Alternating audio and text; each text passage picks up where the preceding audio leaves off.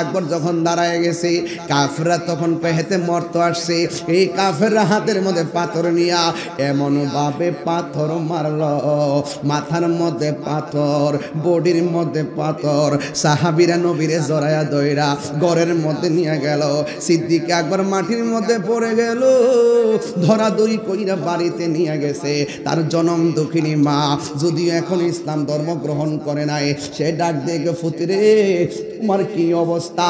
আবু বকর সিদ্দিক রাদিয়াল্লাহু তাআলা আনহু কোনো কথা বলে না, একেবারে বিছানার মধ্যে পইড়া রইছে, মাথাও লড়ে না, চোখও লড়ে না, মাথা থেকে শুধুমাত্র রক্ত আর রক্ত, রক্ত আর রক্ত। মা ডাক দিয়া কই বাবা, ও বাবা তোমার শরীরটা কেমন লাগে? সিদ্দিক আকবর চোখটা মিরমিরে ছায়া কই আম্মা আমার জিগায়েন না আমি কেমন আছি, আগে আমার কানের কাছে মুখটা লাগায়া কন্যা রাহমাতুল লিল আলামিন কেমন আছে?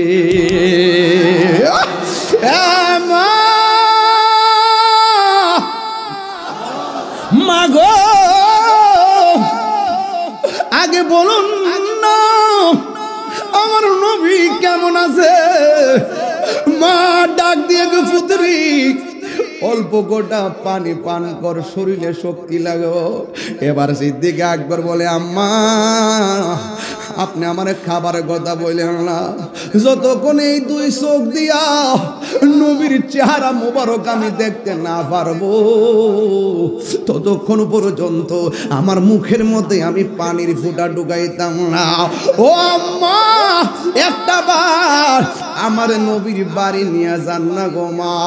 এবার মা ডাক দিয়ে কয় রাস্তার মধ্যে কাফেররা দেখলে তোমারে অ্যাটাক করবে, কয় মা আপনার শাড়ির আঁচল দিয়ে আমার মুখটা ডাইকা। তখন সিদ্দিক আকবর গায়ের মধ্যে রক্ত ঝরতেছে, ডাক দিয়া বলে মা আপনার শাড়িটা আমার চেহারার মধ্যে ডাইকা মুস্তাফার বাড়িতে আমার লইয়া যান না গো।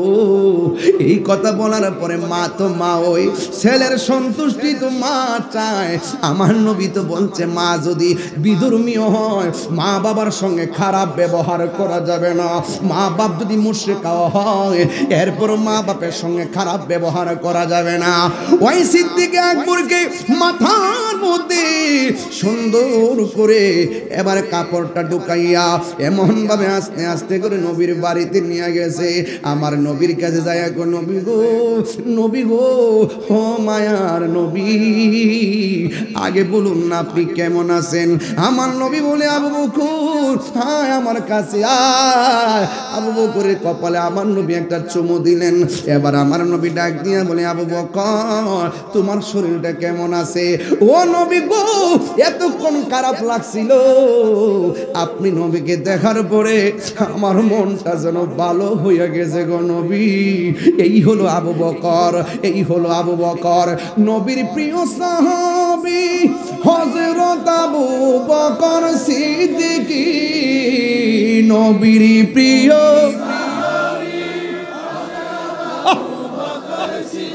কি ভালোবেসে শুইল পাশে, ভালো যায়া দেখো মদিনা মদিনা আসে গো মুমিনের ঠিকানা।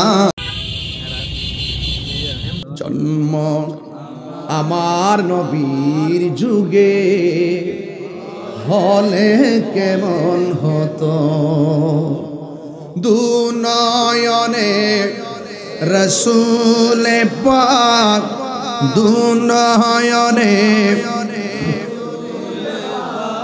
দেখলে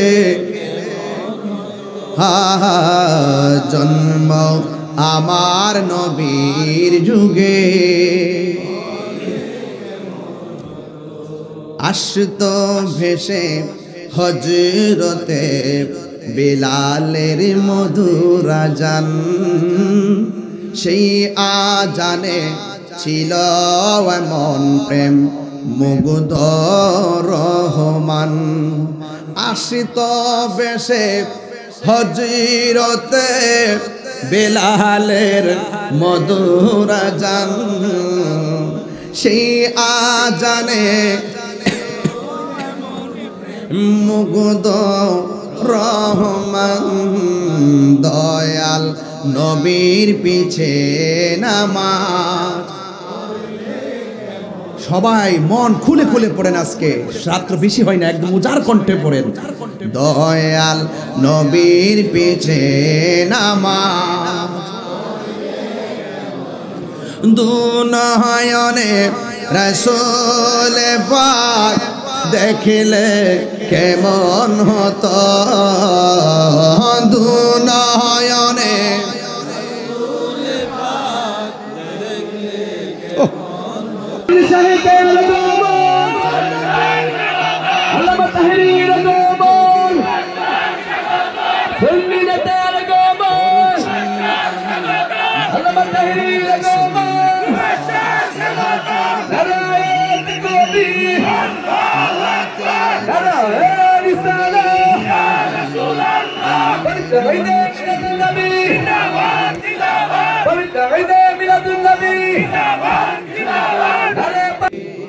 হলে কেমন হতো, দুনয়নে রাসূল পাক, দুনয়নে দেখিলে জন্ম আমার নবীর যুগে, আসত ভেসে হযরতে বিলালের মধুর আযান, সেই আযানে ছিল এমন প্রেম মুগ্ধ রহমান, আসিত ভেসে হযরতে বিলালের মধুর আযান, সেই আযানে মুগ্ধ রহমান দয়াল।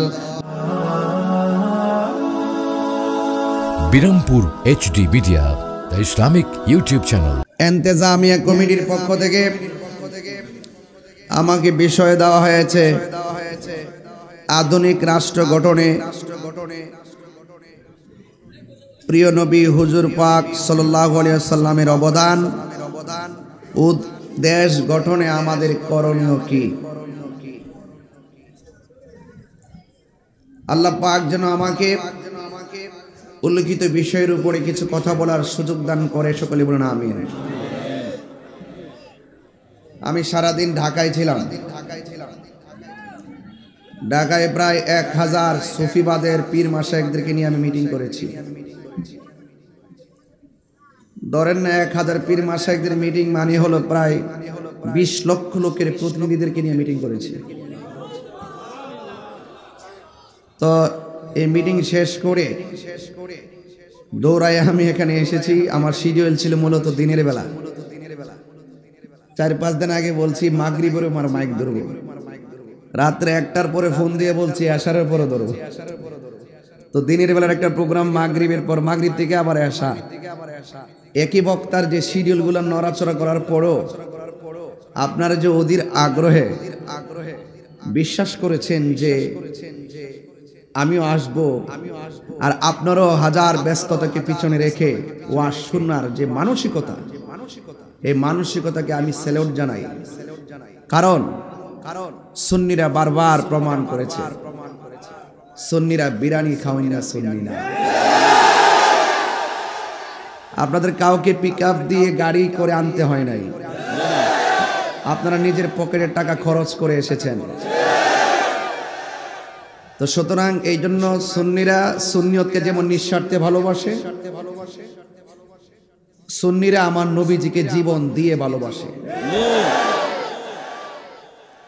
যেহেতু এসেছেন আমাদের শ্রদ্ধাভাজন সুধী ব্যক্তি, পুরো নামটা নাকি জনাব মোহাম্মদ আব্দুল হক সাহেব, তিনি মাইক ধরে আপনাদেরকে বলেছেন যে আপনারা চুপ থাকবেন। উনি একজন বয়োজ্যেষ্ঠ মানুষ, ওনার কথাটার মূল্যায়ন দিবেন। হয়তো আজকে যারা এসেছেন,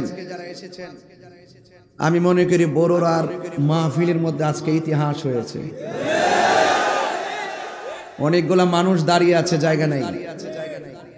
রাস্তাঘাটে অনেক মানুষ, বাজারে অনেক মানুষ।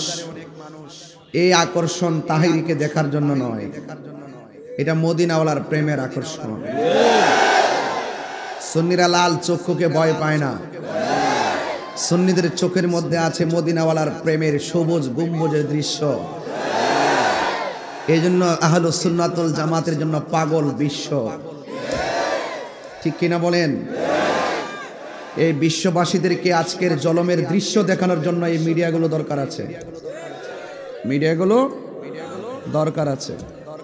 এই জন্য আপনার একটু ফাঁকে ফাঁকে আমাকে দেখেন, যেহেতু আমি নতুন কেউ না, বড়রাতে আসি প্রায় 12 বছর ধরে, অনেক বছর ধরে আসি। এরপরও ক্রাইসিস আর ক্লান্তি লগ্নে আপনারা জানেন যে অনেক ধরনের ষড়যন্ত্র আমাদের আহলে সুন্নাত ওয়াল জামাতের বিরুদ্ধে চলছে। আমরা কোনো দলের দালালি করি না, আমরা মদিনাওয়ালার প্রেমের দালালি করি। যখন কেউ নবীকে ভালোবাসে তার পায়ের স্যান্ডেলগুলো জিহ্বা দিয়ে পরিষ্কার করে দেই। যখন কেউ নবীকে ভালোবাসে তখন আমরা তার পায়ের মধ্যে ঠোঁট লাগায় কদম বসি করি। যখন দেখি কেউ আমার নবীকে ভালোবাসে না, আমরা তার ছায়ার মতো পা দেই না। এটাই হলো আমাদের বড় রাজনীতি। আমরা জানি দুনিয়া কে লিয়ে আখিরাত বরবাদ না করো, दुनिया दुनिया করে आखिरत बर्बाद करा जाবে ना। किसी इंसान को खुश करने के लिए अल्लाह को नाराज ना करो। दुनियार कोनो मानुषके खुशी करते गিয়ে আল্লাহকে বেজার করা যাবে না। আল্লাহ যখন রাজি হয়ে যাবে সারা পৃথিবী আপনার হয়ে যাবে। এই দুনিয়ার পথ তুচ্ছ, এই দুনিয়ার ব্যাংক তুচ্ছ, এই দুনিয়ার টাকা পয়সা তুচ্ছ।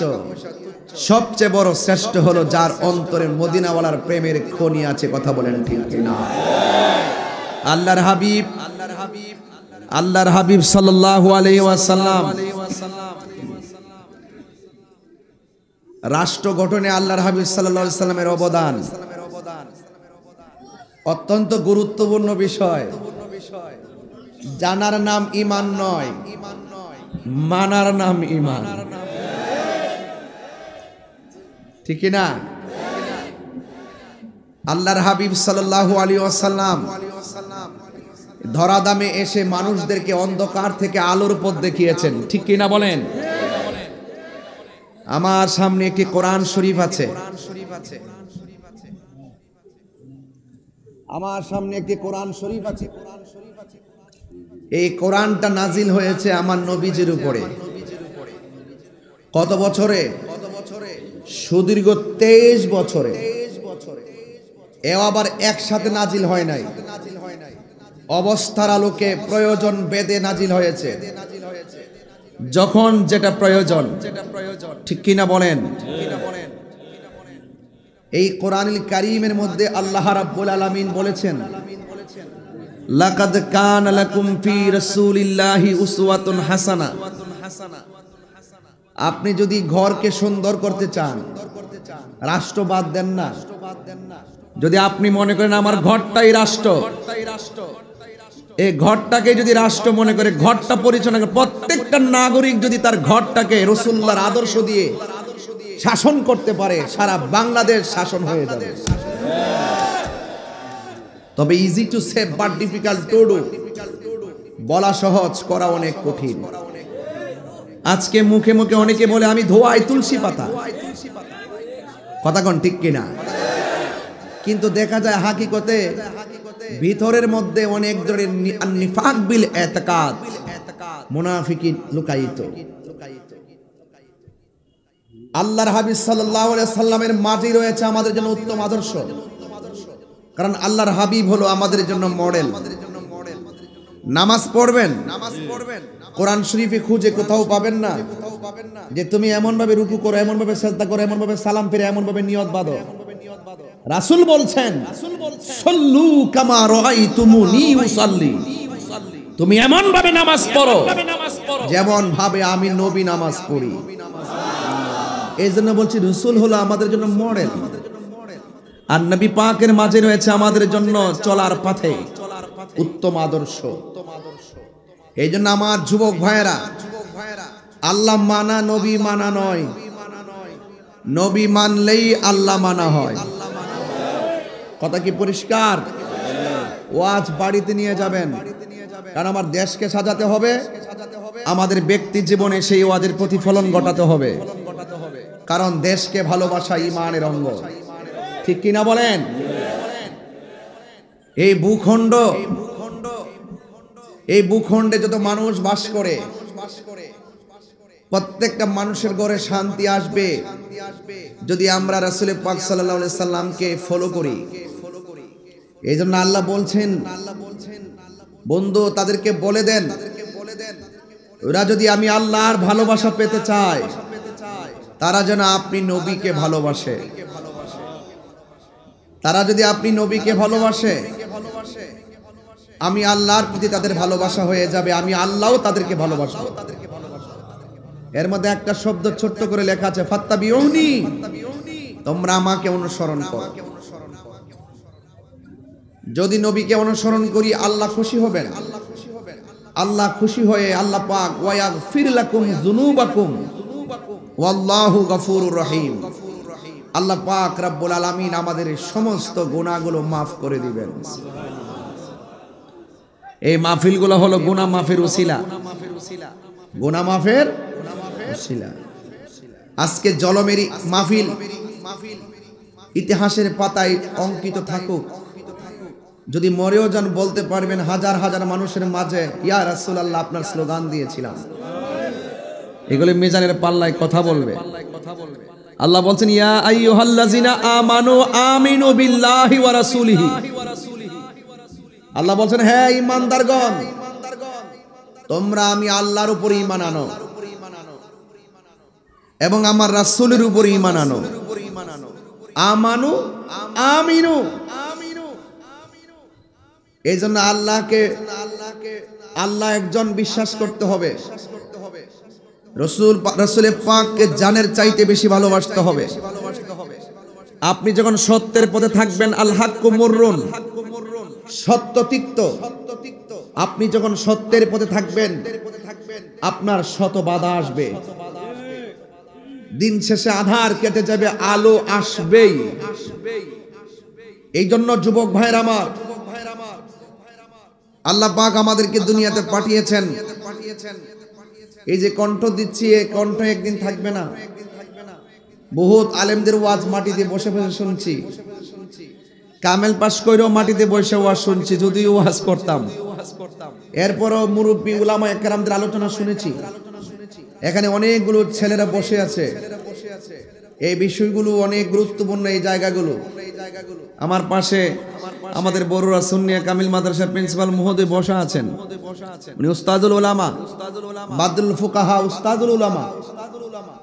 অসংখ্য ছাত্র আলেম হয়ে গেছে, অসংখ্য ছাত্র এখন সুবক্তা হয়ে গেছে। এই জন্য যতদিন পর্যন্ত আপনি ভালো কিছু সমাজের জন্য দিয়ে যেতে পারবেন, আজীবন আপনার জন্য দোয়া আসতেই থাকবে। কথা বলেন ঠিক কিনা? ভাইরা আমার, আল্লাহ রাব্বুল আলামিনের হাবিবকে জানের চাইতে বেশি ভালোবাসতে হবে। এই ভালোবাসা যখন বেশি বাসবেন, আপনার বিরুদ্ধে অনেক ষড়যন্ত্র হবে, আপনাকে অনেক জ্বালা সহ্য করতে হবে। আপনাকে সমস্ত পরীক্ষাগুলো একজনই দিবেন, তিনি আমাদের রব। ঠিক কিনা বলেন?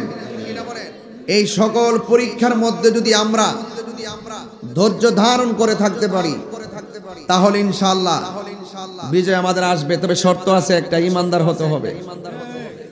ওয়ালা তাহিনু ওয়ালা তাহসানু ওয়া আনতুমুল আ'লাউনা ইন কুনতুম মুমিনিন। নিরাশ হয়ো না, হতাশ হয়ো না, বিজয় তোমাদেরই হবে যদি তোমরা মুমিন হতে পারো। এখন মুমিন কে? যারা ওলি আল্লাহর মাজার ভাঙে। কথা বলেন। মুমিন কে? যারা মসজিদে আগুন লাগাইয়া দেয়, এরা কি মুমিন? ওরা কি বেঈমান? যাদের হাত থেকে মানুষ নিরাপদ না, সে কখনো মুসলমান হতে পারে না। মান সালিমাল মুসলিমুনা মিন লিসানিহি ওয়া ইয়াদিহি, যার হাত থেকে কেউ নিরাপদ না, যার জবানের কথা থেকে কেউ নিরাপদ না, সে যতই মাথায় পাগড়ি পরুক, যতই মুখে দাড়ি রাখুক, মনে রাখবেন এদের ভিতরে মুনাফিকি রয়েছে। এরা কখনো মুমিন হতে পারবে না, মুসলমান হতে পারবে না যারা ওলি আল্লাহর সঙ্গে বেয়াদবি করে। তো দেশে শান্তি আসবে কেন? আপনি বলছেন আধুনিক রাষ্ট্র গঠন করবেন। আধুনিক রাষ্ট্র কি গঠন করবেন? নবীজি কি বলছে?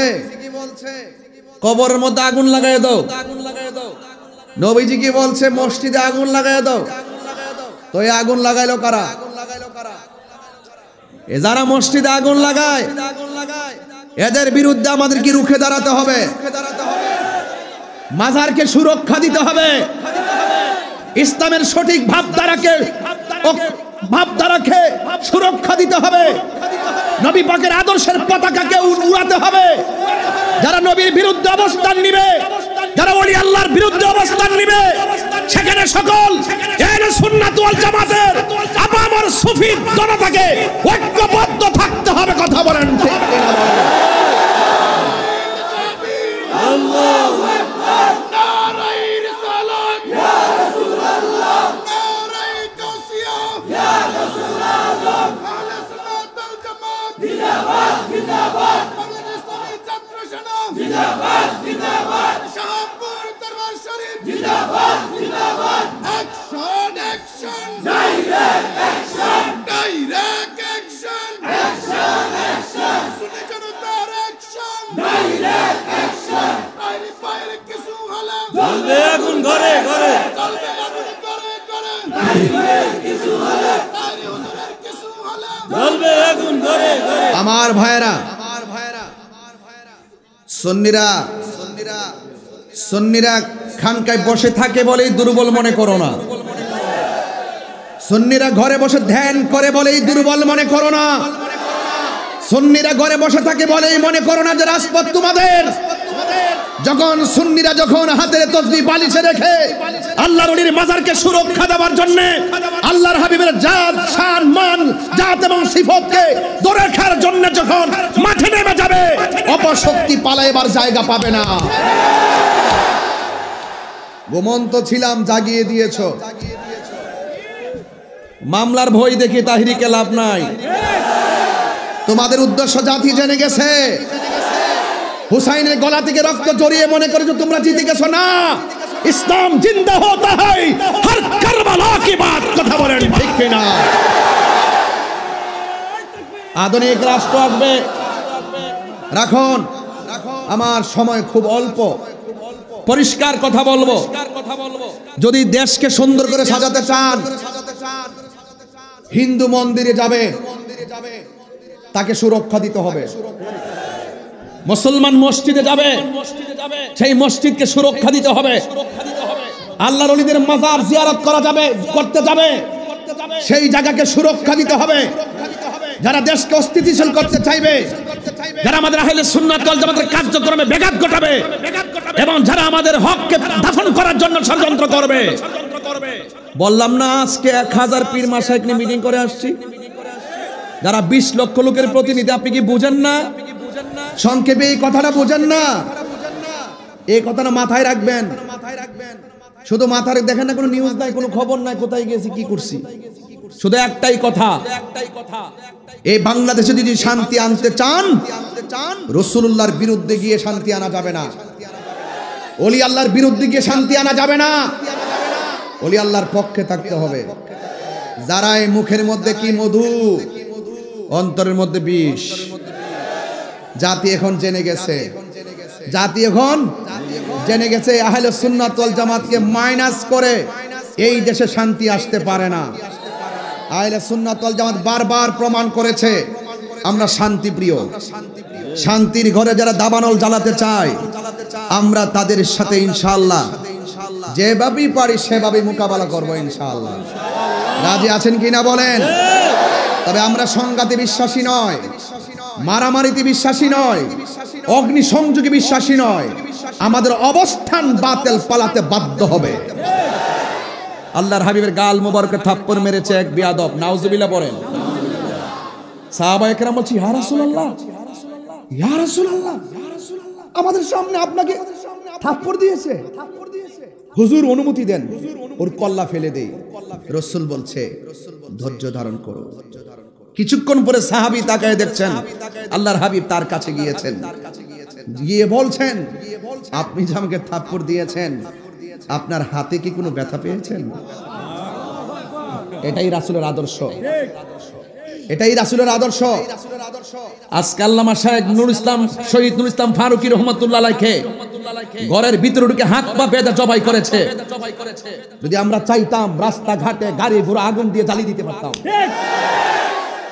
এই হত্যার বদলে ধরে ধরে টেনে টেনে রাস্তায় রক্তাক্ত করতে পারতাম। আমরা ক্ষমা করে দিয়েছি, তবে বিচার একদিন হবেই হবে। বিচার করবেন কে? আল্লাহ। এই জন্য রাসূলুল্লাহর আদর্শ যদি দেশকে সুন্দর করে সাজাতে চান, ধৈর্য, শুধু ধৈর্য রাখেন। আমি কি বলছি, বিজয় আসবেই। আজকে দেখতেছেন না ইসরায়েলে ফিলিস্তিনকে কিভাবে মারতেছে। এমন এক সময় আসবে এই ফিলিস্তিন মুসলমানদের ডরে ইহুদিরা গাছের কোনায় গিয়ে পালাবে।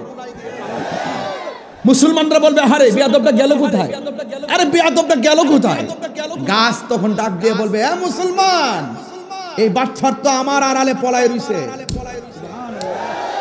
গাছে ডাক দিয়ে বলবে বাটফার তো পলায় রইছে, ধরে এনে সাইজ করো। হ্যাঁ, বিজয় আসবে কখন? যদি মুমিন হন। কথা বলেন ঠিক কিনা? শর্ত কি? মুমিন হতে হবে। মুনাফিক যেই ঘরে আছে ঘর শেষ, মুনাফিক যেই বাজারে আছে বাজার শেষ, মুনাফিক যেই সমাজে আছে সমাজ শেষ, মুনাফিক যেই রাষ্ট্রে আসবে রাষ্ট্র শেষ। মুনাফিক মুক্ত বাংলাদেশ গঠন করতে হবে। সুন্নিরা মুনাফিক নয়, সুন্নিরা কি নয়? মুনাফিক নয়। এই জন্য আমার যুবক ভাইয়েরা, এই বাংলাদেশটাকে যদি সুন্দর রাষ্ট্রে পরিণত করতে হয়, আল্লাহ রাব্বুল আলামিন কোরআনের মধ্যে দুইটা ধারা দিয়ে দিয়েছেন। এই ধারার একটা ধারা হলো মা আতাকুমুর রাসূলু ফাখুযুহু ওয়া মা নাহাকুম আনহু ফান্তাহু। আল্লাহ রাব্বুল আলামিন বলেন মানব জাতির হেদায়েতের জন্য আমি আল্লাহ কোরআন শরীফের মধ্যে কিছু কল্যাণকর বিষয় বেঁধে দিয়েছি। এই কল্যাণকর বিষয়গুলো যে জাতি আঁকড়ে ধরবে, এই কল্যাণকর বিষয়গুলো যে জাতি তার নিজের জীবনে ব্যক্তিগত জীবনে বাস্তবায়ন করবে, এই ব্যক্তি জীবন ধন্য, এই ব্যক্তিগত সমাজ ধন্য, এই মানুষের রাষ্ট্র ধন্য। আর এই কোরআনের মধ্যে আরেকটা ধারা দিয়ে দিয়েছি, ওই ধারাটা হলো কল্যাণকর। ওই মন্দের চর্চা যারা করবে, মন্দটা যারা আঁকড়ে ধরবে, এরা সবাই গুমরা হয়ে যাবে, পথভ্রষ্ট হয়ে যাবে। এই জন্য কল্যাণকর যা আছে সব গ্রহণ করা লাগবে, অকল্যাণকর থেকে আমাদের দূরে থাকা লাগবে। আমার যুবক ভাইয়েরা, আল্লাহ রাব্বুল আলামিন কোরআনের আরেক জায়গায় বলেছেন ইয়া আইয়ুহাল্লাযীনা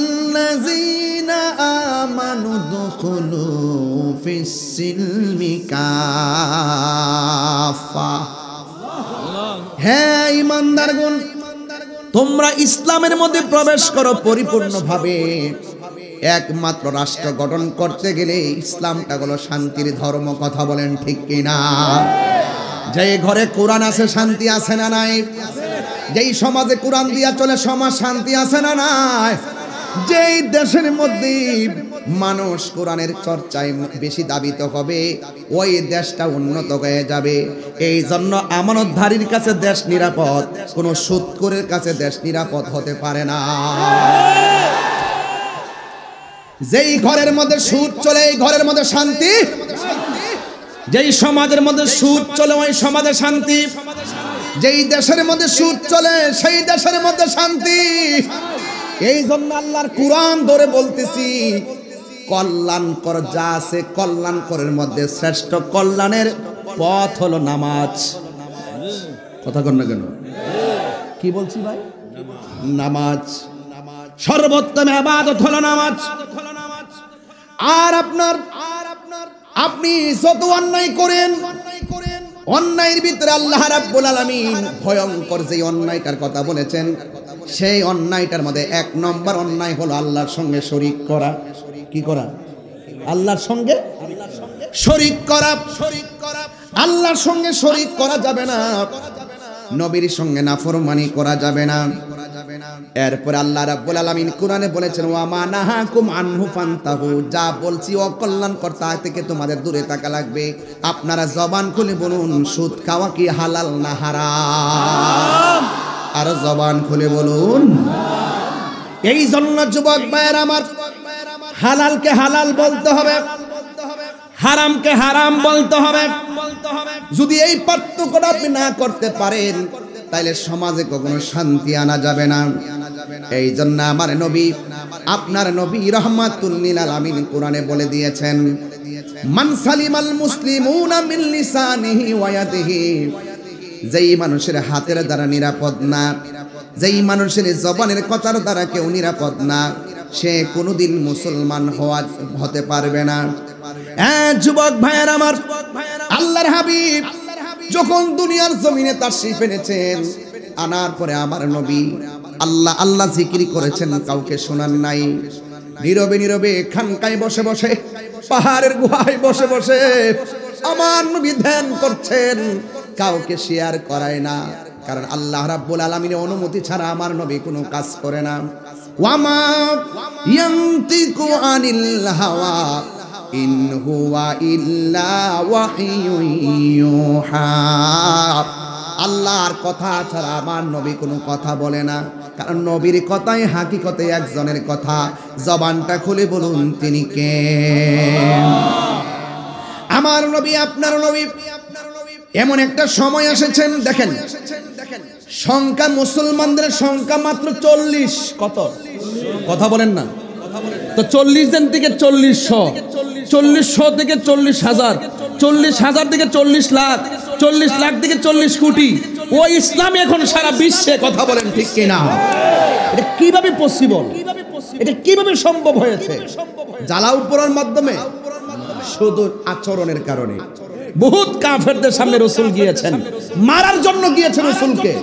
কাফেররা মারতে গেছে, আল্লাহর হাবিবের ব্যবহার শুনে তারা কালিমা পড়ে মুসলমান হয়ে গেছে। তাহলে আপনার ব্যবহার ঠিক করতে হবে না, আপনার জবানকে হেফাজত করতে হবে। সংখ্যায় মাত্র 40 জন। এই 40 জনের ভিতরে একজন লোক আছে বড় সাহসী, যার নাম হলো সিদ্দিকে আকবর। সুবহানাল্লাহ। দেখছেন নি আল্লাহর হাবিবের রওজা মুবারকের পাশে, যার রওজা মুবারক, এই রাসূল পাকের রওজা মুবারকের পাশে থাকতে যায়, আর তিনি কোনো লবিং করেন নাই, তিনি কোনো টাকা ইনভেস্ট করেন নাই, তিনি অন্য কোনো শক্তি প্রয়োগ করে নাই। তিনি এমন রাসূল পাকের সহচর বন্ধু, কোরআনের ভিতরে যার কথা আল্লাহ পাক উল্লেখ করেছেন, 2 সাথীর এক সাথী। বলেন না সুবহানাল্লাহ। 2 সাথীর এক সাথী, রাসূল একজন, সাথে আরেকজন, অন্য কেউ না, তিনি আবু বকর। জোরে বলেন সুবহানাল্লাহ। যখন মাত্র সংখ্যায় 40 জন, ওই মুহূর্তটা খুব ক্রাইসিস। ইসলামের কথা বলা যায় না, আল্লাহর জিকির করা যায় না। এর মধ্যে একজন সাহাবী, যার নাম হলো হযরত সিদ্দিক আকবর, তিনি ডাক দিয়া বলেন, ইয়া রাসূলুল্লাহ, মন চাইতেছে প্রাণ খুইলা মালিকের জিকির করি, প্রাণ খুইলা মালিকের ডাকি। আমার নবী বলেন, আবু বকর, সময়টা বড় ডেঞ্জারাস। ডানে কাফের, বামে কাফের, সামনে কাফের, অথচ এমন সংখ্যা কম, চতুর্দিকে কাফের হওয়ার পরেও কাফেরদের যত আমানত সব কিছু এনে আমার নবীর কাছে জমা রাখতেন। কারণ তারা নবীকে এমন বিশ্বাস করতেন, কাফেররা পর্যন্ত জবান দিয়ে আল আমিন বলতে বাধ্য হয়েছে। এটা কিসের কারণে? ব্যবহারের কারণে।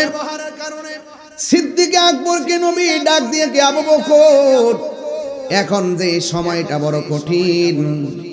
আবু বকর সিদ্দিক রাদিয়াল্লাহু তাআলা আনহু বলেন, ইয়া রাসূলুল্লাহ, মন তো মানে না। আমার নবী ডাক দিয়ে বলে, আবু বকর, তুমি যে প্রচার করতে চাচ্ছ, চতুর্দিক দিয়া তো কাফের। আমার নবী বলে, আবু বকর সিদ্দিক রাদিয়াল্লাহু তাআলা আনহু বলে, ইয়া রাসূলুল্লাহ, আমার মন চায়। আমার নবী 40 জনকে ডাকলেন। 40 জনকে যখন এলান করে দিলেন, ঠিক ওই মুহূর্তে কাফেরদের কানের মধ্যে খবরটা চলে গেছে। কাফেরদের খবরটা কানে যখন খবরটা চলে গেল, কাফেররা মনে মনে ভাবলেন, না জানি নবী 40 জন নিয়ে কি মিটিংটা করে। আল্লাহর হাবিব 40 জনকে নিয়ে মিটিং বসলেন। আর কাফেররা ছদ্মবেশে চতুর্দিকে দাঁড়ায় রইছে, আর হাতের মধ্যে পাথর নিয়ে রাখছে। যদি কোনো সিদ্ধান্ত কাফেরদের বিরুদ্ধে যায়, এখানে অ্যাটাক করবে। কিন্তু আমার নবী, আপনার নবী মজলিসের মধ্যে ডাক দিয়া বলে, ও আবু বকর, তোমরা যারা এখানে এসেছো, যদি হকের জন্য, দ্বীনের জন্য, ইসলামকে প্রচার করার জন্য যদি জীবন দেওয়ার প্রশ্ন আসে, তাইলে তোমাদের 40 জনের মধ্যে কে জীবন দিবে? সুবহানাল্লাহ বলবেন না? আমি যদি বলি, এই মুহূর্তে বড়রাতে কেউ যদি নবীরে গালি দেয়, তার বিরুদ্ধে জিহাদ ঘোষণা করলে কে কে মরতে রাজি আছেন? হাত তুলে দেখা। আল্লাহু আকবার বলবেন না? হাত নামান, হাত নামান। ওই সময়টা এত সহজ ছিল না। আজকে যেভাবে হাত তুলেছেন তার কথা বলছি, একজন হাত তুলছেন কয়েক হাজার, আর ওই সময় হাত তুলছে একজন চতুর্পাশে কাফের। ওই হাত তোলার এই হাত তোলা এক না। এই জন্য প্রায় মাহফিলে বলি না, জন্ম আমার নবীর যুগে,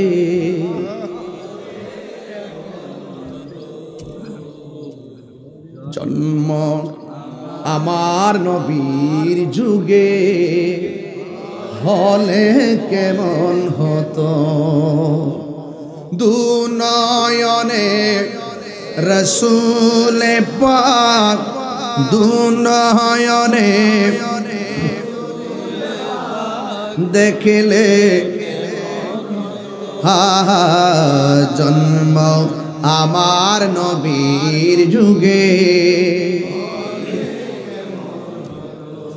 আসতো ভেসে হযরতে বেলালের মধুর আজান, সেই আজানে ছিল এমন প্রেম মুগ্ধ রহমান। আসতো ভেসে হযরতে বেলালের মধুর আজান, সেই আজানে মুগ্ধ রহমান। দয়াল নবীর পিছে নামাজ,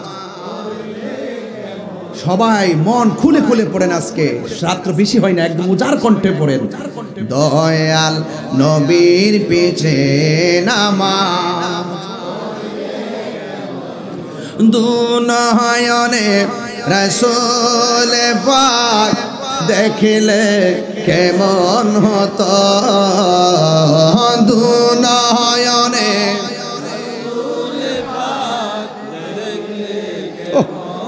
তো জন্ম আমার নবীর যুগে। পড়ছি আমি নাতে রাসূল, পাশে দয়াল নবী, নাতে রাসূল শুনে নবী দিলেন মুচকি হাসি। ঠিক না? ওই আমার বড়রার বন্ধু, আপনারা আওয়াজ করে বলেন, আমার নবী এই জলমের মাহফিল দেখার ক্ষমতা আছে না নাই? দুই হাত তুলে বলা আছে না নাই?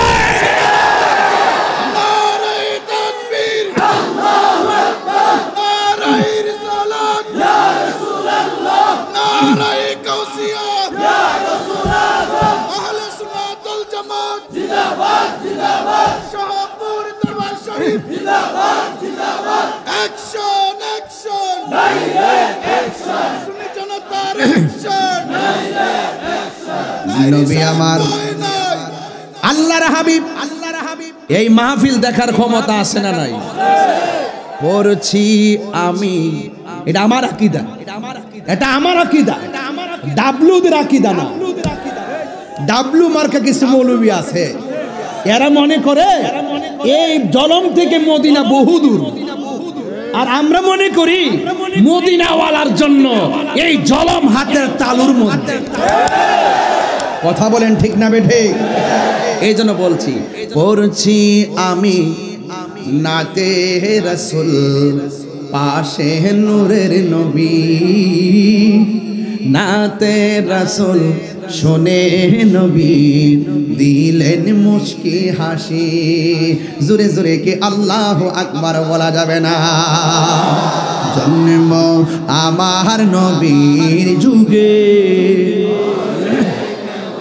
আহা জন্ম আমার নবীর যুগে, দুনয়নে রাসূল পাক দেখলে। মাশাআল্লাহ, খুব ভালো লাগছে। দুনয়নে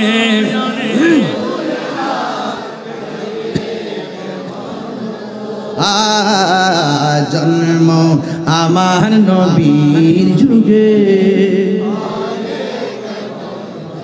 একটা জবানও বন্ধ রাখবেন না, মহব্বতে মায়ার সুরে বলুন ইয়া রাসূলুল্লাহ।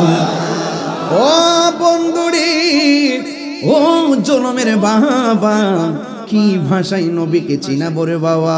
যার তকদির ভালো বেশি বলা লাগে না, যার তকদির ভালো না সারা জীবন বুঝাইলেও কোনো কাজ হবে না। কথা বলেন ঠিক কিনা? আমি বলছি, রাসূল বলছেন ইন্নাল্লাহা সাওয়ালিয়াল আরদ ফারাআইতু মাশারিকাহা ওয়া মাগারিবাহা।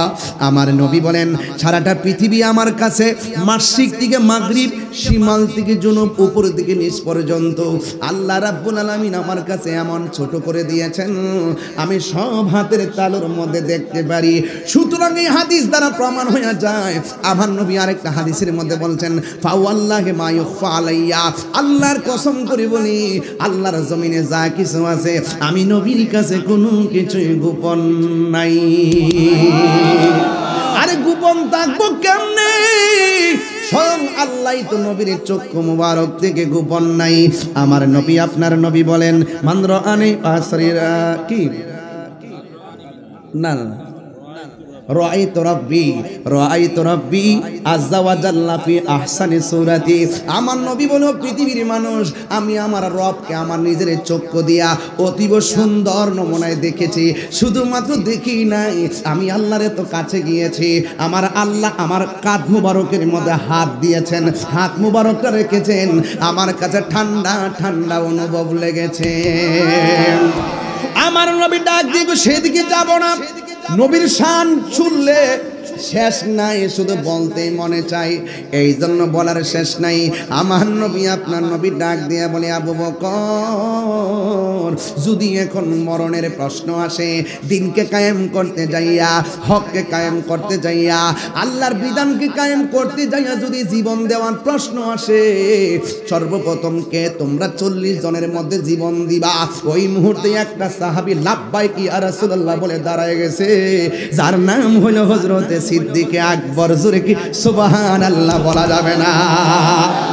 চতুর্দিকে কাফের। ওই মুহূর্তে দাঁড়ায় যাওয়াটা সাধারণ দাঁড়ায় যাওয়ার মতো নয়। আপনারা যারা দাঁড়ায় রয়েছেন এমন দাঁড়ানোর মতো নয়। আপনারাও আশেক, আমরাও আশেক, তবে আপনাদের দামটা অনেক বেশি আছে রে বাবা। আমার নবীরে প্রশ্ন করছে, নবী গো, আমাদের চাইতে দামি কোনো উম্মত দুনিয়াতে আপনার আসেনি। আমরা আপনার পেছনে নামাজ পড়ি, আমরা আপনার পেছনে আপনার সঙ্গে ইফতার করি, আমরা আপনার সঙ্গে জিহাদ করি, আমাদের চাইতে কোনো দামি কেউ আসেনি। আমার নবী বলেন, সাহাবীরা তোমরা সাহাবী হিসেবে সম্মানিত, কিন্তু এই পৃথিবীতে এমন সম্প্রদায়গুলো আসবে, আমার উম্মত, তোমরা আমাকে দেখা পাগল, ওরা আমাকে না দেখায় পাগল হয়ে যাবে। ওরা আমার না দেখায় পাগল হয়ে যাবে। আরে বড়ুরার জলমের পোলাপানগুলোর দেখে আমার মনে হয়ে গেছে তায়েফের জমিনে কাফেররা নবীর দিককে পাথর মারছে, তাগরা তাগরা যুবকরা পাথর মারছে, আর বরুরার ফুলাফানগুলা যে নবীর পাগল কেমনে দাঁড়ায় গেছে, রাত্রে খাবার খাই না, পাগলের মতো বয়া বয়া তাকায় রইছে। আমার তো মনে হয় ওই তায়েফের জমিনে ওই যুবকরা নবীরে পাথর মারছে, এই যুবকগুলা যদি সেই জায়গায় থাকতো পাথরের বরাবর নিজের বুকটা পাইতে দিত, মোস্তফার বদন মুবারকে একটা পাথরের আঘাত লাগতে দিত না। কথা বলেন ঠিক কি না বলেন? আমার যুবক ওই সিদ্দিক আকবর দাঁড়ায় গেছে। যারা দাঁড়ায় যায় নবীর জন্য তারা সিদ্দিক হয়ে যায়, যারা নবীর সন্তুষ্টির জন্য দাঁড়াইতে পারে না তারা আবু জাহেল হয়ে যায়। কথা কোন ঠিক কিনা? যারা নবীর জন্য মিলাদ কিয়ামে মোহাব্বত নিয়ে দাঁড়ায় যায় এরা আশিক রাসূল হয়ে যায়, আর যারা দাঁড়াইতে যায় কোমর ব্যথা অনুভব করে তারা কিন্তু বেঈমান হয়ে যায়। কথা বলেন ঠিক কিনা? নবীর ভালোবাসায় যদি কেউ কৃপণতা করে সে কোনোদিন ইমানদার হতে পারে না। সিদ্দিক আকবর যখন দাঁড়ায় গেছে কাফেররা তখন পেহেতে মরতে আসছে, এই কাফেররা হাতের মধ্যে পাথর নিয়া এমন ভাবে পাথর মারলো, মাথার মধ্যে পাথর, বডির মধ্যে পাথর, সাহাবীরা নবীরে জড়ায়া দইরা ঘরের মধ্যে নিয়ে গেল। সিদ্দিক আকবর মাটির মধ্যে পড়ে গেল, ধরাধরি কইরা বাড়িতে নিয়ে গেছে। তার জনম দুঃখিনী মা যদিও এখন ইসলাম ধর্ম গ্রহণ করে নাই, সে ডাক দিয়ে ফুতিরে তোমার কি অবস্থা? আবু বকর সিদ্দিক রাদিয়াল্লাহু তাআলা আনহু কোনো কথা বলে না, একেবারে বিছানার মধ্যে পইড়া রইছে, মাথাও লড়ে না, চোখও লড়ে না, মাথা থেকে শুধুমাত্র রক্ত আর রক্ত, রক্ত আর রক্ত। মা ডাক দিয়া কই বাবা, ও বাবা তোমার শরীরটা কেমন লাগে? সিদ্দিক আকবর চোখটা মিরমিরে ছায়া কই আম্মা আমার জিগায়েন না আমি কেমন আছি, আগে আমার কানের কাছে মুখটা লাগায়া কন্যা রাহমাতুল লিল আলামিন কেমন আছে?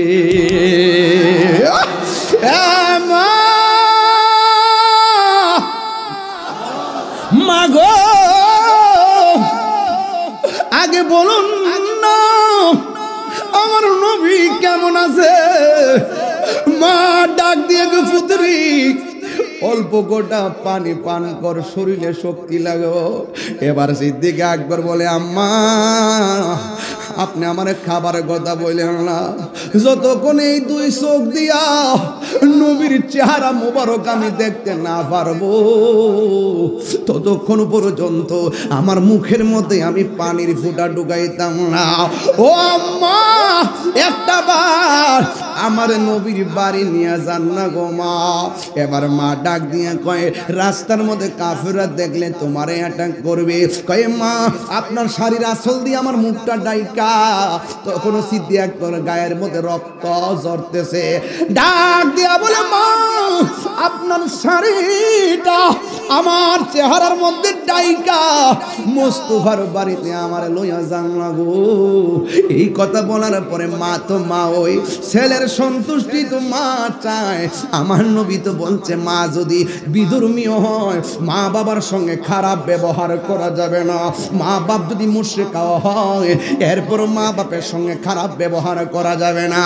ওই সিদ্দিক আকবরকে মাথার মধ্যে সুন্দর করে এবার কাপড়টা ঢুকাইয়া এমন ভাবে আস্তে আস্তে করে নবীর বাড়িতে নিয়ে গেছে। আমার নবীর কাছে যায় গো নবী গো, নবী গো, ও মায়ার নবী আগে বলুন না আপনি কেমন আছেন? আমার নবী বলে আবু বকর হ্যাঁ আমার কাছে আয়। আবু বকরের কপালে আমার নবী একটা চুমু দিলেন। এবার আমার নবী ডাক দিয়ে বলে আবু বকর তোমার শরীরটা কেমন আছে? ও নবী গো এতক্ষণ খারাপ লাগছিল, আপনি নবীকে দেখার পরে আমার মনটা যেন ভালো হয়ে গেছে গো নবী। এই হলো আবু বকর, এই হলো আবু বকর নবীর প্রিয় সাহাবী হযরত আবু বকর সিদ্দিক নবীর প্রিয়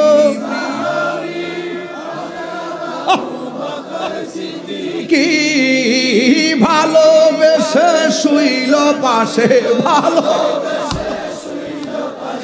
যায়া দেখো মদিনা মদিনা আসে গো মুমিনের ঠিকানা বলুন মদিনা না আসে গো মুমিনের ঠিকানা দিদার চেয়ে কাঁদো তোমরা দিদার हो ना नबीर दीवाना मदीना मदीना आशे गो मुमिनेर ठिकाना बोलुन मदीना ओ पागलरा मिनेर ठिकाना জালালউদ্দিন সুয়ুতি ৭৫ বার দেখলো নবীজি জালালউদ্দিন জি এতবার দেখি নবী এত জালা তাহার মিটে না মদিনা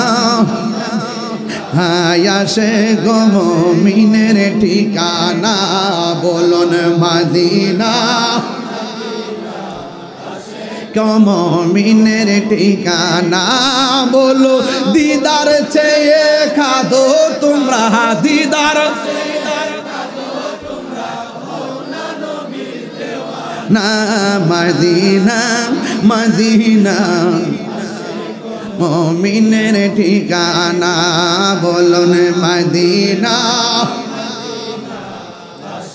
মুমিনের ঠিকানা একটা জবানও বন্ধ রাখবেন না মহব্বতে মায়ার সুরে বলুন আল্লাহু আকবার আমার নবীর মজলিসে আটাক করলো আমার নবী পাল্টা আঘাত করে নাই আমার নবী বলছে আবু বকর এরা বুঝে নাই আল্লাহু আকবার জোরে কর আরে জিব্রাইল তো বারবার ডাক দিয়া বলছে নবী গো একটাবার হুকুম দেন না যেই অন্যায় আপনার সঙ্গে করতেছে এদেরকে পাহাড়ের নিচে ফেলে মেরে দেই আল্লাহর হাবিব ডাক দিয়া বলে জিব্রাইল আমি নবী তো রাহমাতুল লিল আলামিন কথা কোন ঠিক কিনা ওই আমার নবী আপনার নবী রাহমাতুল লিল আলামিন আদর্শ হলো ক্ষমা করে দিতেন আর সত্য যেটা মানুষের সামনে প্রেজেন্টেশন করতেন আজকে দেখা যায় মানুষ গায়ে পুরা ঝগড়া লাগাইতে চাই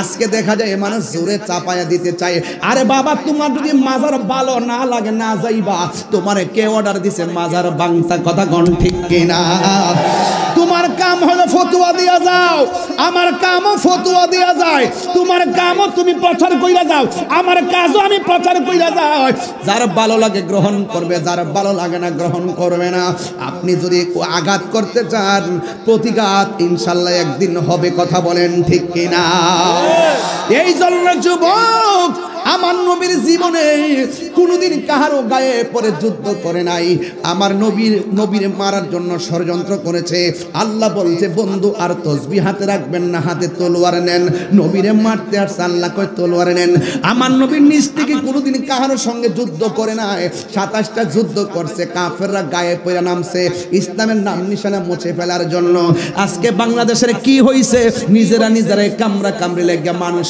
মারে কথা কোন ঠিক কিনা কি জানে ধরলো কি জানে হইলো ওই দিন দেখলাম দুই গ্রুপে লাগিয়া সাইডটা নাই যে মার সন্তান মারা গেছে সে বুঝে সন্তান হারা ব্যথা কত কথা বলেন ঠিক কিনা আরে ভাই নিজেরা কামরা কামে লাগছেন কিসের জন্য চেয়ারের জন্য লাত্তি মারি চেয়ার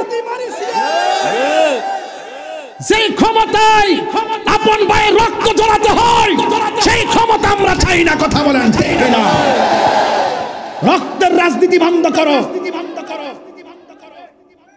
মুখ দেখাইতে পারি না লজ্জা সারা বিশ্ব আমাদেরকে কিভাবে তুলে ধরছে আপন নাই পর নাই স্বার্থের জন্য মানুষকে বলি করে দেওয়া মানুষকে মেরে ফেলা আমরা মুখ দেখাইতে পারি না তোমাদের এই সমস্ত চরিত্রের কারণে কথা বলেন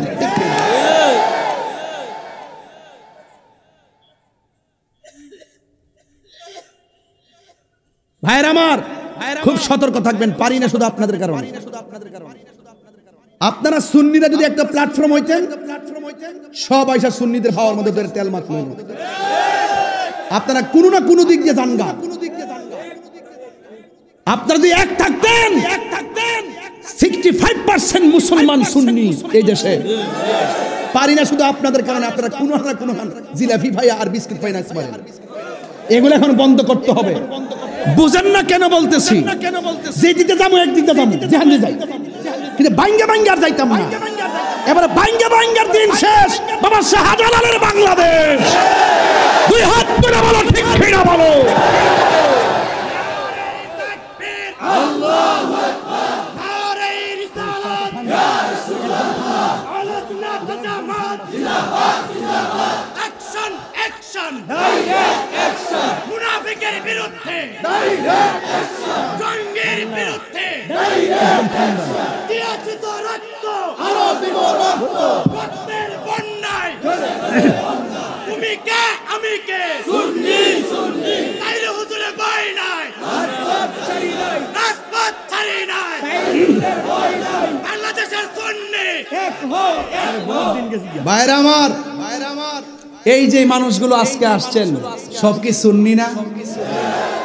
যদি ডাক দেই চলেন ঢাকা যায়, আপনি বলবেন আমি নাই। এইগুলা বন্ধ করতে হবে। পকেটের টাকা খরচ করে যৌক্তিক দাবি আদায়ের লক্ষ্যে ময়দানে নামতে হবে, ঠিক কিনা বলেন? ওই যে অনেকের দুই হাত তো উঠে নাই, হাত তুলে বলেন ঠিক কিনা বলেন? আমরা কি আগের মতো থাকবো? আগের মতো আমরা বিচ্ছিন্ন থাকবো না, আমরা সব ঐক্যবদ্ধ হব। কথা বলেন ঠিক কিনা বলেন? এক থাকবেন। জীবনে কিন্তু মামলা খাই নাই, মামলায় যেহেতু খাইছি তাহলে বুঝতে হবে দিন আসছে।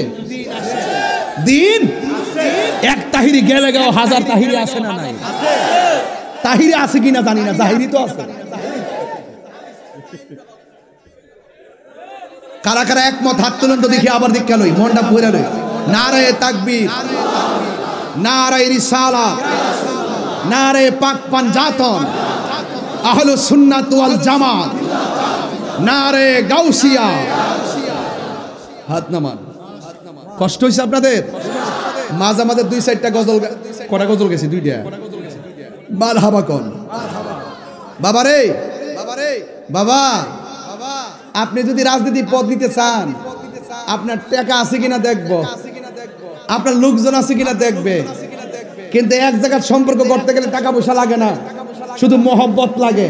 এটা হলো রাহমাতুল লিল আলামিন। কথা বলেন ঠিক কিনা বলেন? তা আমরা নবীকে ভালোবাসতে গেলে কি টাকা লাগবে, পয়সা লাগবে, জনগণ লাগবে? যার যার ভালোবাসা ওপেন করে দেন। টাকা নাই, মদিনা যাইতে পারেন না, দেখবেন মদিনাওয়ালা আপনার জলমের ভাঙ্গা করে হাজির হয়ে গেছে। নবী আসার ক্ষমতা আছে না নাই? আল্লাহ বলেন বন্ধু, এরা গোপনে একটা মিটিং করছে। কি করছে? আজকে যে আমি এখানে আইছি, ওই যে নেতা কই পারবো কত ঝামেলা গেছে, গেছিনি? কত যে ঝামেলা, তাহিরির ব্যাপারে কত ঝামেলা করে বাবা। এই তাহলে গুছাইলাই বাবা, গুছাইলাই। আর 10 মিনিট সময় দিবেন নি আমারে? 10 মিনিট দিবেন নি ইনশাল্লাহ? 1 ঘন্টা 10 মিনিট হয়ে গেছে স্টেজে আইছি। মারহাবা জোরে গন। মন হয়েছে 20 মিনিট আইছি। প্রেমের সময় কেমনে যায় বোঝা যায় না। তা তাহিরি নতুন কেউ না। আমারে সেতাইলে আমি সেতি, আমারা ধরলে আমি ধরি। আমার সঙ্গে একটু ভালো ব্যবহার করেন, আমি ওকে। কিন্তু নবীর বিরুদ্ধে কথা বলবেন, আপনাকে চেনার টাইম আমার নাই। এটা কন্টেন্টমেন্ট, এটা স্পৃহা। আমার কোনো সম্পদ নাই, নবী আছে। কথা কন ঠিক কিনা? রাসূল বলছেন, আল্লাহ বলছেন বন্ধু ওরা মিটিং করছে। উপেনে না গোপনে? কথা কনা গোপনে, উপেনে না গোপনে? তো এই বাবা, এই তোমরা এদিকে যাও। আরে কি, অনেক মানুষ দেখে না তো। যাও বাবা এদিকে যাও, এদিকে যাও। কি এত বড় মাঠ জায়গা হয় না? এবার তো মনে পিছনে আনছেন মাঠ, হাই স্কুলটা একবার ঘুরাত নিয়ে আসছেন না, একবার শেষ মাথা নিয়ে আসছেন, এরপর অবস্থা এই অবস্থা। আহা, এটা হলো নবীর প্রেমিকদের জোয়ার। এরা যে কাফেররা মিটিং করছে, গোপনে না ওপেনে? কাফের কাছে যেটা গোপন, ওপেন কার কাছে? ওয়া মাকারু ওয়া মাকারুল্লাহ।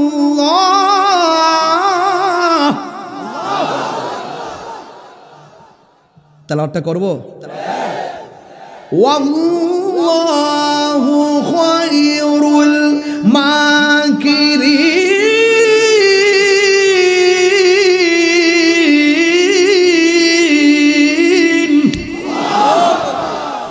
তোরা যতই ষড়যন্ত্র করস, ষড়যন্ত্রের জবাব দিবেন একজন, জনগণ তিনি কে? আরো জোরে, উত্তম পরিকল্পনাকারী কে? আল্লাহ ডাক দিকে বন্ধু,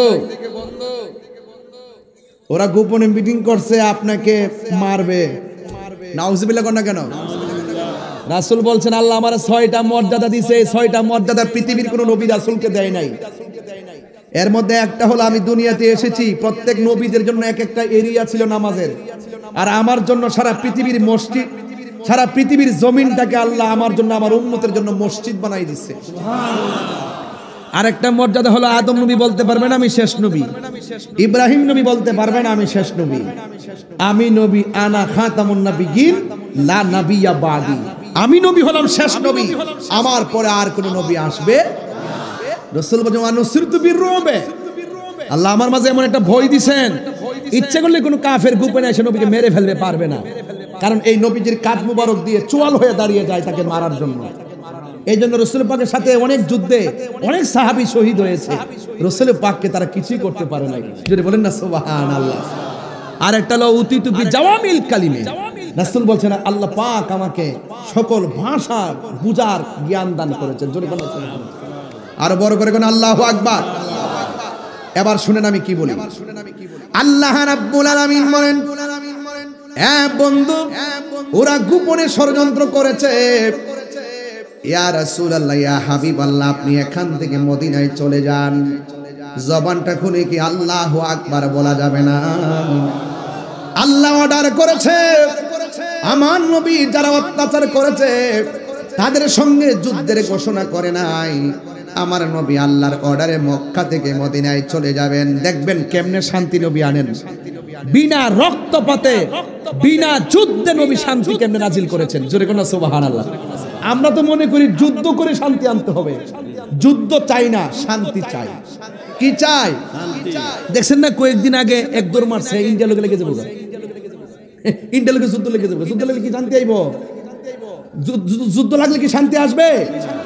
পার্শ্ববর্তী দেশ ভারত, পাকিস্তান, চীন, এদের সঙ্গে যুদ্ধ লাগলে কি আমাদের দেশে শান্তি আসবে? একটা উস্কানি মারছে, আবার বলতেছে কই আগরতলার হার সাইজ করার জন্য ব্রাহ্মণবাড়ি যথেষ্ট। এটা হলো পাতলা কথা। এগুলো কি কথা? পাতলা কথা বলা যাবে না। রাষ্ট্রের অস্থিতিশীল, রাষ্ট্রকে অস্থির করতে গিয়ে পাতলা কথার দ্বারা যদি রাষ্ট্র অস্থিতিশীল হয়ে যায়, এই সমস্ত কথা বলা যাবে না। আমরা যুদ্ধ চাই না।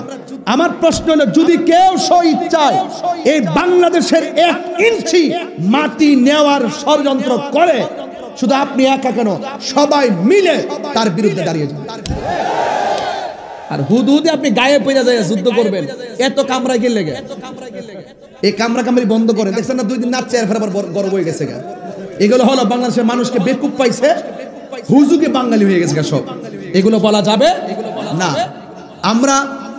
আমরা আমাদের দেশকে আমাদের মতো করে সাজাবো। কথা বলেন ঠিক কিনা? সকল দেশের সাথে আমরা বন্ধু সুলভ আচরণ করব, কিন্তু কোন দেশ যদি আমাদের উপরে যদি মাথায় চড়ে বসে দাদাগিরি কিংবা বাবুগিরি করতে চায়, সেখানে আমরা তাকে প্রশ্রয় দিব না। কথা বলেন ঠিক কিনা?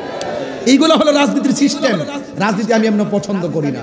এগুলো সিস্টেম, গায়ে পড়ে ঝগড়া বাঁধাবেন না। যুদ্ধ কখনো শান্তি আসে না, আনে না। আল্লাহ বলছেন বন্ধু আপনি চলে যান, ওরা ষড়যন্ত্র করতেছে আপনাকে মেরে ফেলার জন্য। তো হুকুম করছে কে? ওলা আলী রাদিয়াল্লাহু তাআলাকে ডাক দে, আলী গো, আমি তো রাত্রে একদিন জামুগা, আমি যখন চলে যাব আমার বিছানার মধ্যে আপনি শুয়ে থাকবেন। সুবহানাল্লাহ বলবেন না?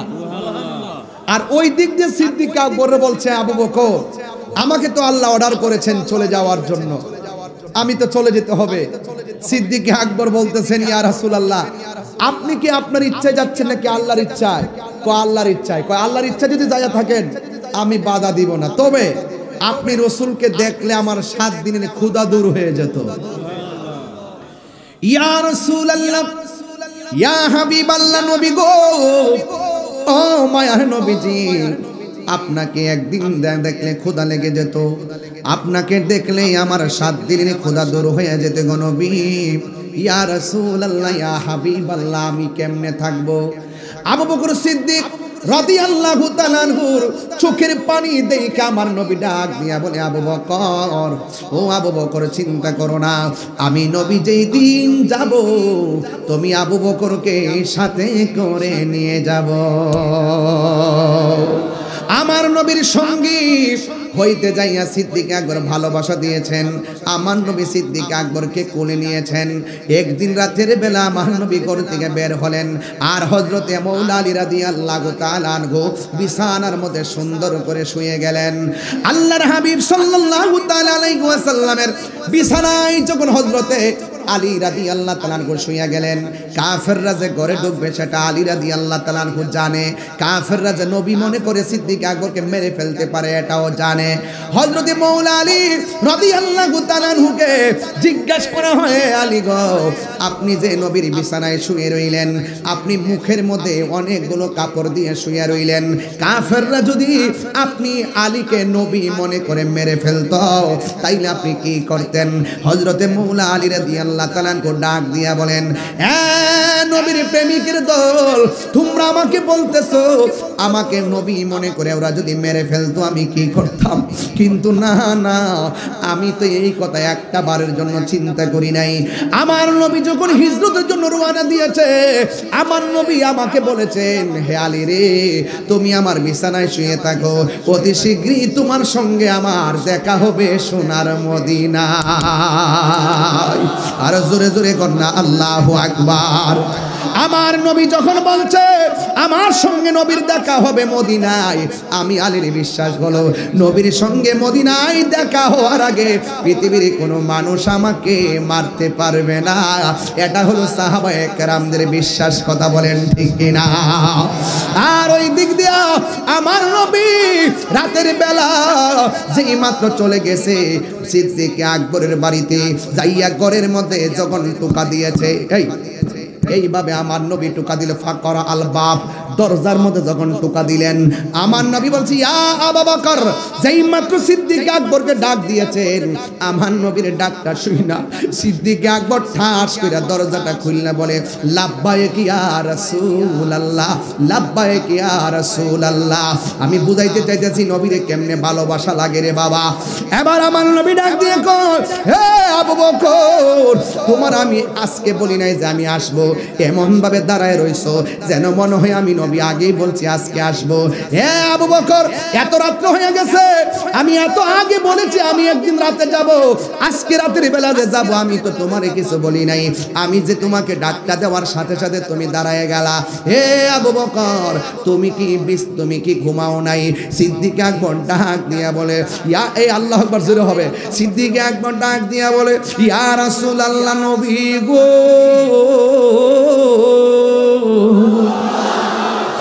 মায়ার নবীজি, যেই দিন আপনি আমারে বলছেন মদিনায় আমারে সঙ্গে বানায় নিয়ে যাবেন, সেই দিন থেকে আমি দিনেও ঘুমাই নাই, রাতেও ঘুমাই নাই। ইয়া রাসূলুল্লাহ, নবী গো, আপনি আমাকে একটা ডাকের বেশি দুইটা ডাক দিলে যদি আপনি নবী কষ্ট পান, আল্লাহ কষ্ট পাবে, এই জন্য আমি একটা সেকেন্ডের জন্য বিছানার মধ্যে পিঠ লাগাই না গো নবী।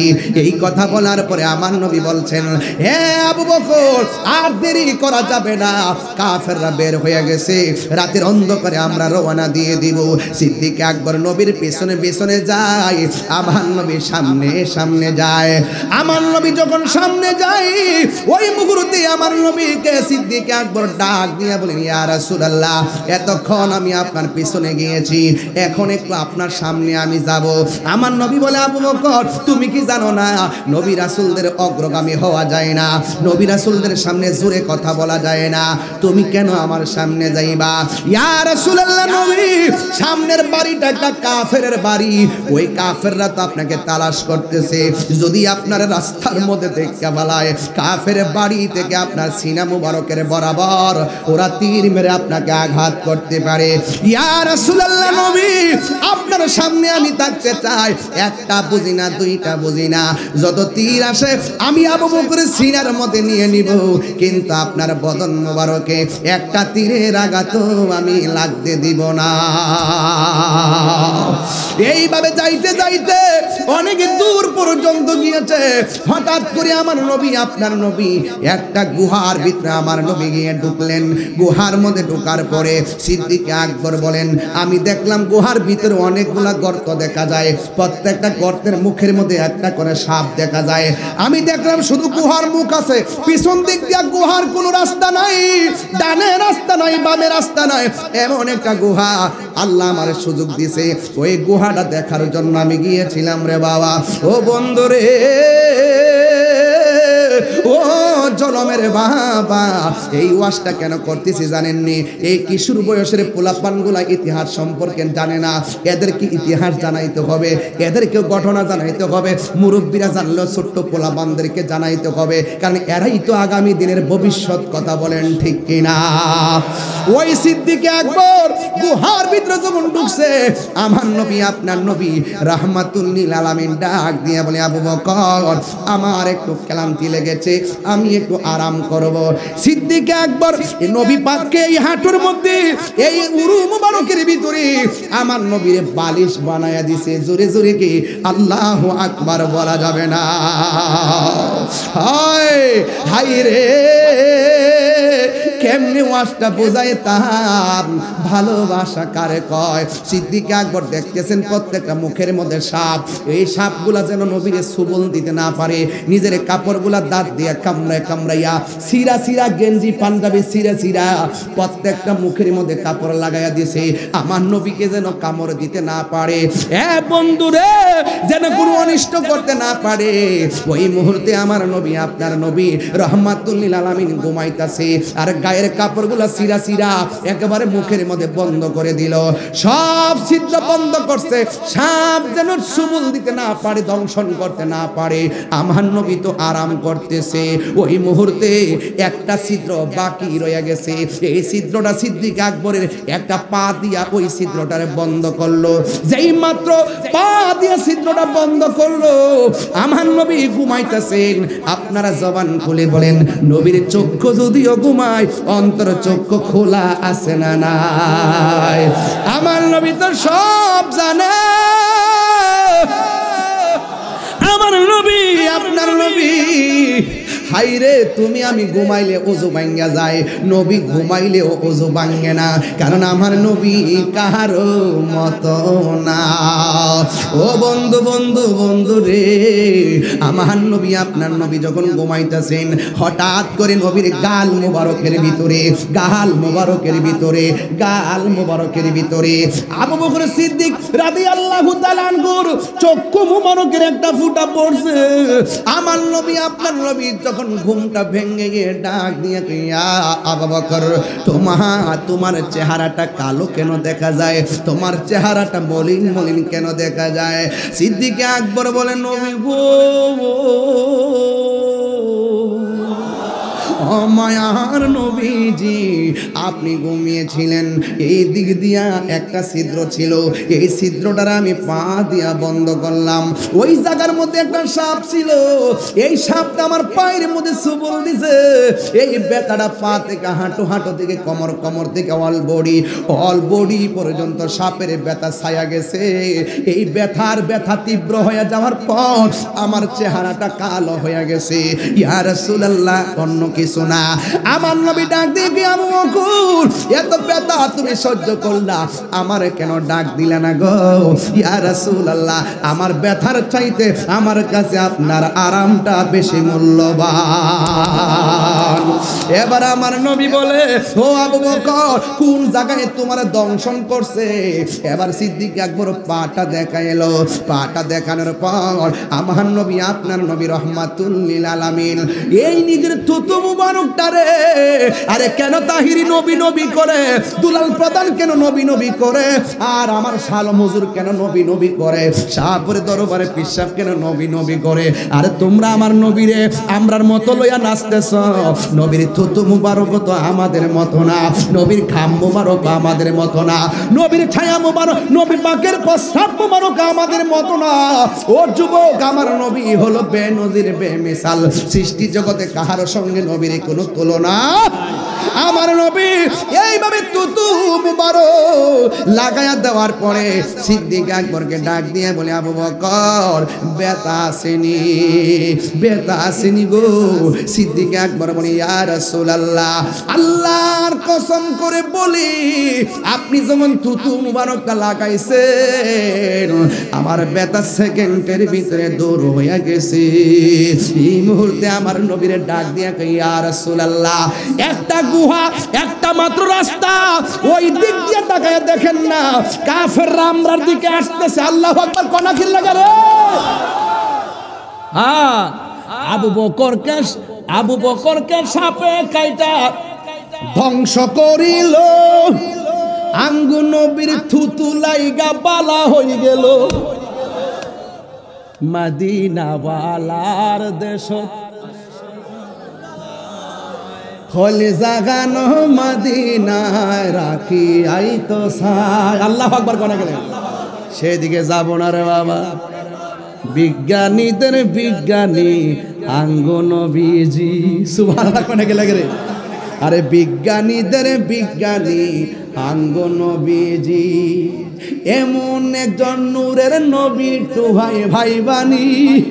বিজ্ঞানীদের বিজ্ঞানী আঙ্গু নবীজি, বিজ্ঞানীরা রকেট চড়ে চাঁদের দেশে যায়, আঙ্গু নবী রকেট ছাড়া মেরা শরীর যায়।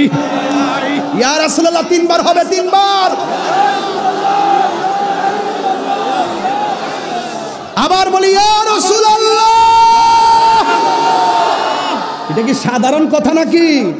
বিজ্ঞানীরা রকেট চড়ে চাঁদের দেশে যায়, আঙ্গু নবী রকেট সারা মেরা শরীর যায়। আরে সেই যুগে কি রকেট বিমান সেদিন ছিল নি? না কইতারে না কোন না? আরে সেই যুগে কি রকেট বিমান সেদিন ছিল নি? বিজ্ঞানীদের বিজ্ঞানী আঙ্গু নবী। এর আমার কইছে আধুনিক রাষ্ট্র গঠনের নবীজির আলোচনা। আধুনিক রাষ্ট্র বানাইছে বিমান, আধুনিক রাষ্ট্র বানাইছে রকেট। যখন রকেট নাই, বিমান নাই, তখন আমার নবীজি আরশে আজিমে গিয়েছে। কথা বলেন ঠিক? আধুনিক বলতে আধুনিক দিয়ে কি করতাম? আমার নবী তো আধুনিকেরও আধুনিক, বিজ্ঞানীরা বিজ্ঞানী, নবীদেরও নবী। সাইয়্যিদুল মুরসালিন, হাত তুলে বলুন ঠিক কি না?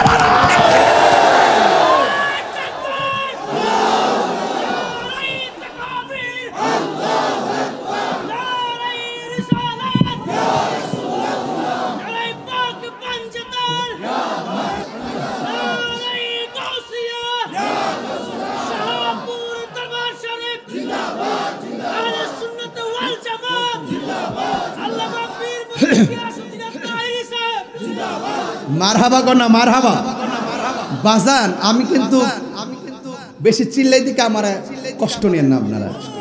আমার যখন 76টা জায়গা, এরা আমার নবীর শান আজমত কি বুঝে? এরা বুঝায় যে নবী বিয়ে করছে, আমরাও করছি। নবী ঘাটে ঘাটে যা, বাজারে যা, আমরাও যা। আরে বেটা, নবী আমকানে গেছে, আর সাজে গেছে, তুই যা। ইডা দেহস, হিডা দেহস না? এইটার নাম হইল ডাব্লিউ। এটির নাম কি? ডাব্লিউ। এদেরকে বুঝাইবার জন্য আমরা XYZ। কথা কোন ঠিক না বেঠি? আবু বকরকে সাপে কাইটা কষ্ট হইতেছে, ধ্বংস করিল, আঙ্গু নবীর থুতু লাইগা বালা হয়ে গেল। সেই যুগে কি উজা বাদ্যা সেদিন ছিল নি? আধুনিক রাষ্ট্র বানায় উজা বাদ্যা ডাইকা না সাপ তুলবার লাগিয়া। আর আমার নবী থুতু মুবারক লাগিয়ে ভালো যা। যতই আমরা সাজাই না কেন, সবচেয়ে বড় মডেল হলো রাহমাতুল লিল আলামিন। যার আদর্শের সাগরে ডুব দিলে এই দেশ শান্তির দেশ হয়ে যাবে। যার আদর্শে ডুব দিলে এই বাড়ি আদর্শের বাড়ি হয়ে যাবে। যার আদর্শে ডুব দিলে আমার জীবন সোনার জীবন হয়ে যাবে। কথা বলেন ঠিক না? এছাড়া কোনো বিকল্প বাস। আবু বকর কিসে? কি ইয়া রাসূলুল্লাহ, ওরা তো আসতেছে। ওরা রাস্তা কটা? কথা কোনা? পিছনে রাস্তা, ডানে, বামে, নিচে, উপরে সামনে কয়টা? রাসূল বলছেন ইয়া আবু বকর লা তাহজান ইন্নাল্লাহা মা'ানা। সুবহানাল্লাহ। আবু বকরের খুশি কি? এমন খুশি যাক ইয়া রাসূলুল্লাহ আলহামদুলিল্লাহ। কেন খুশি? রাসূল বলে নাই যে ইন্নাল্লাহা মা'i, আমার সাথে আল্লাহ আছে তোমার মরণ হইব। যখন কইছে ইন্নাল্লাহা মা'ানা, আমাদের সাথে আল্লাহ আছে, তো সিদ্দিক আকবর বুঝা বলেছে আমি আবু বকর নবীর সঙ্গে নিরাপদ। আর বড় করে বলে না সুবহানাল্লাহ। এগুলো তাফসীর ভালো করে গাটলে বোঝা যায় আর কি। আবু বকর চিন্তা করো না, ঠিকই কাফেররা আসছে নবীরে। ওই আসলে এখানে আসলো নইলে এখানে আসার একটা কারণ আছে। নবী যে রাস্তা দিয়ে হাইটেছে ওই পাথর মুবারক, পাথরে যে কদম মুবারক গুলো দিছে না, এই পাথরগুলো তোলার মতো নরম হয়ে স্যান্ডেলের মতো দাগ পড়ে গেছে। যেই মাত্র গুহার কাছে আসছে একটা এটার ভিতরে নিশ্চিত নবী আছে। আর একটাকে তুই কি পাগল হইছো? এটার ভিতরে নবী থাকলে সামনে দিয়ে মাকড়সা ফিরে এসে দেয় না, মনে অনেক দিন ধরে এটার ভিতরে মানুষ ঢুকে না। সুবহানাল্লাহ কইতেন না? আরো বড় করে না সুবহানাল্লাহ কোন না কেন? রক্ষা করার মালিক কে? আরো বড় করে কে? সিদ্দিক আকবর বলেন দেখলাম গুহায় ঢোকার পরে পিছন দিক দিয়ে রাস্তা নাই, একটু পরে তাকায় দেখি আমার আল্লাহ বিশাল বড় রাস্তা কইরা দিছে। দয়ার মালিক কে? আর দয়ার মালিক কে? আল্লাহর হাবিব চলে যাবে মদিনায়। এই দিক দিয়ে রে বাবা এত সুন্দর আয়োজন, রাসূল রে মদিনাবাসীরা দেখার জন্য পাগল হয়ে গেছে। আজকে দেখেন না বহুত লোক পিছে দাঁড়ায় রইছে। যদি আপনি যদি কোন যে বাবারে এক প্যাকেট বিস্কিট দিম তুই 2 ঘন্টা দাঁড়াইতে আসিস, তো এই মাঠের মধ্যে রাত্রেবেলা কেউ দাঁড়াইব নি? কবে পাগল হইছে আমি হারাই তুমি হেন মোবাইল টোবাইল ছাড়া এটাই শিখছ। তো এটা কি প্রেমের কারণে না? রাসূল পাক মদিনায় যাচ্ছে, সব নারী পুরুষ বাচ্চা কাচ্চা সব পাগল। মক্কার মানুষ কয় জান গায়, মদিনার মানুষ কয় আসেন। সুবহানাল্লাহ বলবেন না? যে যারে চিনে সে তারে কিনে। তো যাওয়ার পরে ছোট ছোট বাচ্চারা মুরব্বীরা সামনে গেছে, যাওয়ার পর পিছনে যাও, মুরব্বীরা সামনে যায়। আবার পোলাপানে উঠছে পাহাড়ের উপরে, কিছু কিছু গাছের উপরে উঠছে, খেজুর গাছে। এই তোমরা কি পাইছো? হ্যাঁ, মুরব্বীদের মাথার উপরে উঠো। পরে নবীরে দেখতাম উঠছি। আর দলিল চলবো? চলে রে তুমি তো কি আশ্চর্য, দেখেন ছোট্ট মানুষ, ওই যে মুরব্বী পিছনে পড়েছে ও সামনে এসে বসছে। ওই যে দেখেন ওই যে মুরব্বী উনি নিচে পড়েছে, আমি সেটা পড়েছি। বেয়াদবি না? এটা মুরব্বী নিচে বইতে আমি সেটা বইতে না।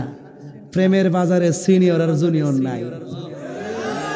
যদি সিনিয়র জুনিয়র থাকতো আমার কান্ডা তৈরি নিয়ে হুয়ানো বইলে কইলে যে বাবা ওয়াজ করলে মারো, হারে ওয়াজ করো। এই মুরব্বীরা সামনে এনে পাওয়া যেত না। এই জন্য নবীরে দেখার সামনে, নবীর আদর্শের বয়ানের সামনে সিনিয়র জুনিয়র নাই, সব হইল প্রেমের হিসাব। হুজুর জান্নাতের মধ্যে কি 90 বছরে বুড়া বেড়া যাইব? হুজুর সত্যি করে গঞ্জাতে হুজুর যাইব? দেন হুজুর কি করেন?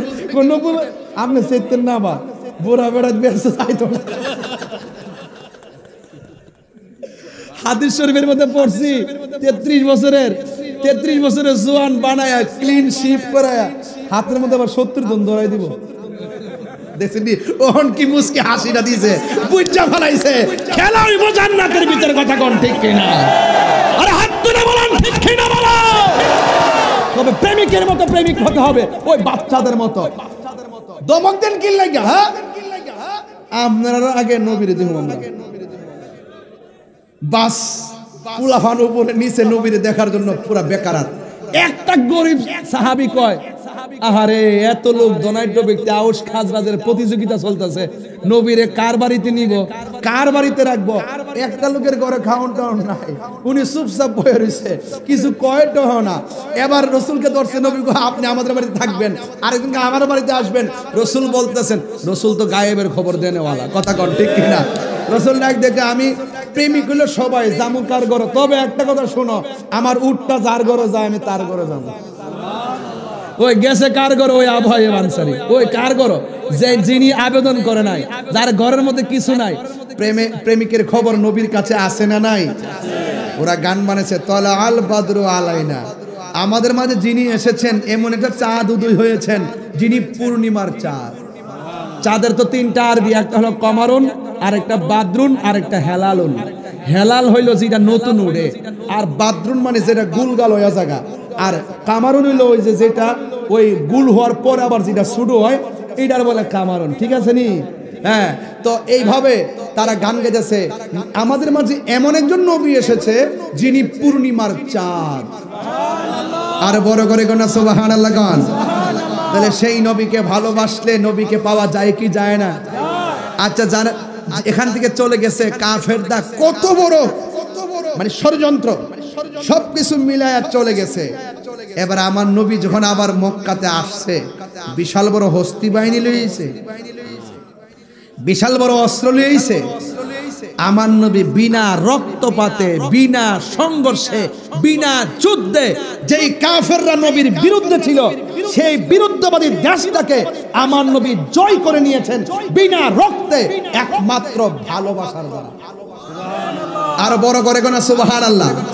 তো এই দেশকে যদি আমরা সাজাইতে চাই, ভালোবাসার কোনো বিকল্প নাই। মারামারি করে দেশে শান্তি আসবে, কাটাকাটি করে শান্তি আসবে? রাসূলুল্লাহর আদর্শ। ওই যে আমি প্রায় মাহফিলে একটা গজল গাইতাম, এটা চট্টগ্রাম গেলে কিছু গজল গাই, এগুলো আবার বড়তে গায় না, কারণ এই এলাকাতে এগুলো আবার চলে না। এরপর 1.5 ঘন্টা হয়ে গেছে, এরপর গজলটা গায়া যায়। কি কোন আপনারা? আমার জীবন মরণ। আমাদের চট্টগ্রামে যে আল্লামা আবুল কাসেম নুরি হুজুর আছে না, হুজুরের জবানে এই গজলটা যে কি সুন্দর লাগে। আর হুজুরে মাশাআল্লাহ এত বয়স হয়েছে, আল্লাহ আরো হায়াত দারাজ করুক, কিন্তু হুজুরের কণ্ঠটা এখনো সেই অঙ্কুর কালের কণ্ঠটার মতোই, কারণ প্রেমিকের কোনো লয় নাই। কথা কন ঠিক কিনা? হুজুরের যখন এই গজলটা গায় কি যে সুন্দর লাগে। আমার জীবন মরণ সাজাবো মাদানী রঙে, আমার জীবন মরণ সাজাবো মাদানী রঙে, সেই রঙে রঙিনে হলে, সেই রঙে রঙিনে হলে আল্লাহ রাসূল থাকিবেন আমার সঙ্গে। সুবহানাল্লাহ কয় না? আমার জীবন মরণ সাজাবো মাদানী রঙে, সালাতুনিয়া সালামুনিয়া হাবিবাল্লাহ। এই যে জীবন মরণ সাজাবো মদিনার রঙে, মানে কি জানেননি? আপনার হাতে আমার হাতে ঘড়ি আছে, মরে গেলে ঘড়ি খুলে রেখে দিবে। আমার মাথায় পাগড়ি আছে, পাগড়ি খুলে রেখে দিবে। আমার কোমরে কাইতন আছে, কাইতন খুলে রেখে দিবে। কিন্তু আপনার মুখে যদি দাড়ি থাকে, এই দাড়িগুলো কিন্তু কেটে রাখবে না। আর যদি দাড়ি না থাকে, আলগা দাড়িও লাগায়া দিতে পারবে না।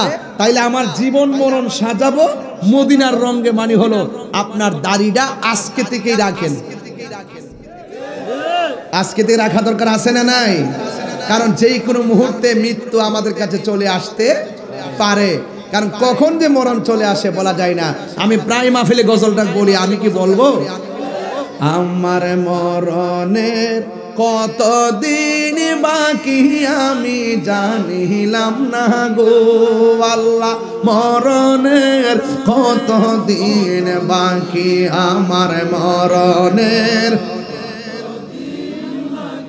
এই এই এই ছেলে, এই ছেলে, এই এই ছেলে, এই এই ছেলে, এই ভদ্র ছেলে, কি ব্যাপার? তুমি এই বয়সে তোমার কোমর ধরে গেছে, সারা রাত তুমি মোবাইল টিপো। বসো বসো, একটু মেহরবানি করে মোবাইলের ফ্ল্যাশ লাইটটা জ্বালায় জ্বালায় গান, যেন এই গজলটার উসিলায় যেন আল্লাহ পাক কবর ভিতরে নূরের বাতি জ্বালাই দেয়। দেন জ্বালায় জ্বালায় গান, সবাই গান। এই গজলটা আখিরি গজল, একটু গায়া যান ইনশাল্লাহ। সবাই বলেন, আমার মরণের কতদিন বাকি আমি জানিলাম না গো আল্লাহ, মরণের কতদিন বাকি, আমার মরণের কতদিন বাকি আমি জানিলাম না গো আল্লাহ মরণের কত দিন বাকি আর আজরাইলা শিয়া যখন হস্তে দিবা দড়ি আজরাইলা শিয়া যখন হস্তে দিবা দড়ি তখন আমার মনাবাই খরবালু কালু কি আমি জানিলাম না গো আল্লাহ মরণের কত দিন বাকি আমার মরণের কত দিন ও আল্লাহ মরণের কত দিন বাকি 40 দিনের আগে বাইরে মৌতের নিশানি 40 দিনের আগে বাইরে মৌতের নিশানি জন্দুতে বা ইন্দানি চোখে দিয়া আমি জানিলাম না গো আল্লাহ মরণের কত দিন বাকি আমার মরণের কত দিন বাকি আমি জানিলাম না গো আল্লাহ মরণের কত দিন বাকি জোরে করে আল্লাহু আকবার।